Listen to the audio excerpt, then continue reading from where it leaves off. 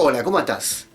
En este primer capítulo de contabilidad vamos a ver cómo funciona el sistema de información contable, qué elementos lo componen para poder entender un poco cómo funciona la contabilidad, ¿sí? Y después vamos a avanzar sobre cada elemento. Te propongo que me acompañes en el episodio 1, sistema de información contable. A mi manera, claro. Dale. Bueno, como te dije, en este primer episodio vamos a ver la contabilidad como sistema de información contable. Y vamos a arrancar a empezar. ¿Qué es el sistema de información contable? Vos tenés que pensar que un sistema es un conjunto de datos relacionados. Tenés que pensar, por ejemplo, niño,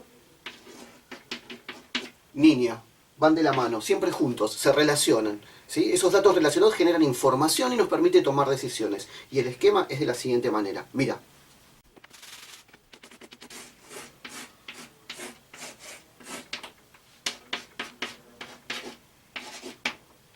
Tenemos la entrada, el proceso y la salida. En la entrada vienen los datos. Muchos datos, muchos datos. Cuando uno va a elegir algo, ¿viste? Cuando vas a comprar la computadora, ¿qué vas a pensar? Es decir, bueno, ¿cuánta memoria tiene? ¿Cuánto disco rígido? Si tiene DVD, si tiene cámara incorporada. Bueno, todos esos datos, ¿sí? ¿Cuánto sale? Una vez que tenés todos esos datos, los procesás en la cabeza, ¿sí? Y tomás la decisión. ¿Lo compro o no lo compro? ¿Dónde lo compro? ¿Cuándo lo compro? ¿Cómo lo pago? Por ejemplo, ¿sí? Entran los datos. En los datos vamos a tener los documentos comerciales. En el proceso vamos a encontrar el método, un plan de cuentas, un manual de cuentas,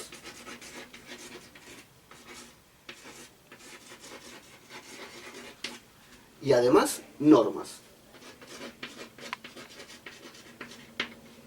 Y vamos a obtener, ¿sí?, información a través de este procesamiento, ¿sí?, que va a decir en lo que se llaman estados contables.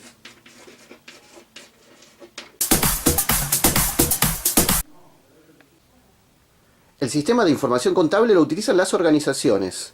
Las organizaciones, como sabemos, pueden tener fines de lucro y sin fines de lucro. Con fines de lucro porque tienen ganancias, quieren tener ganancias. Por ejemplo, los dueños se quieren ir de vacaciones, entonces ponen una empresa, ¿sí?, así como se llaman las organizaciones con fines de lucro, ponen dinero, ¿sí?, ganan dinero y con ese dinero hacen lo que quieren. Las organizaciones sin fines de lucro, ¿sí?, son las que obtienen dinero para objetivos sociales, culturales, como ser un club de fútbol, ¿sí? El club Boca Juniors, el club River Plate, son organizaciones sin fines de lucro, obtienen dinero, pero lo usan para los socios.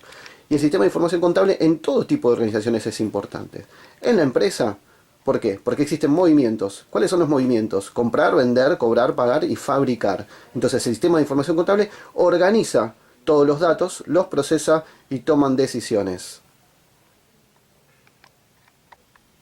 ¿Y cómo hacemos para hacer una empresa? Pensamos. Digo, yo quiero vender caramelos o ponerme una roticería, necesito dinero, ¿sí? 50, 60, 70, nos juntamos, o pongo yo, ponemos todo el dinero, ¿sí? Para el verano necesito un aire acondicionado, ¿sí? Y para el verano algo que me dé calor, entonces compro un aire frío-calor, por ejemplo, ¿sí? Necesito hablar por teléfono, comunicarme, compro celulares para todos, ¿sí?, para comunicarnos. Y también ponerle que alguien se quiera afeitar. No, ahora no, mejor no me afeito. Pero digo, también pongo eso. Entonces todos formamos una empresa. ¿Y qué es eso? ¿Qué es eso? ¿Qué es eso? El patrimonio. ¿Sí? El patrimonio es todo lo que nosotros ponemos para armar la empresa, ¿sí? Todos los bienes que tenemos, ¿sí? Pero además, tenemos que tener en cuenta lo siguiente. Por ejemplo, si yo le pido prestado al banco, porque no me alcanzan los 70 pesos, entonces le pido prestado. Entonces voy a tener una obligación. ¿Una obligación con quién?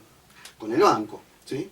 Y además, ¿sí?, a mí me deben plata. ¿A vos te parece?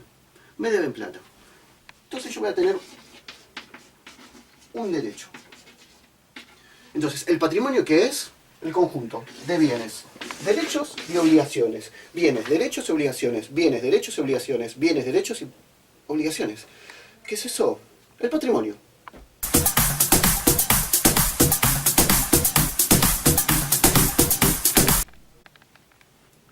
Entonces, si hablamos de patrimonio, decimos que los bienes y derechos los vamos a llamar activo.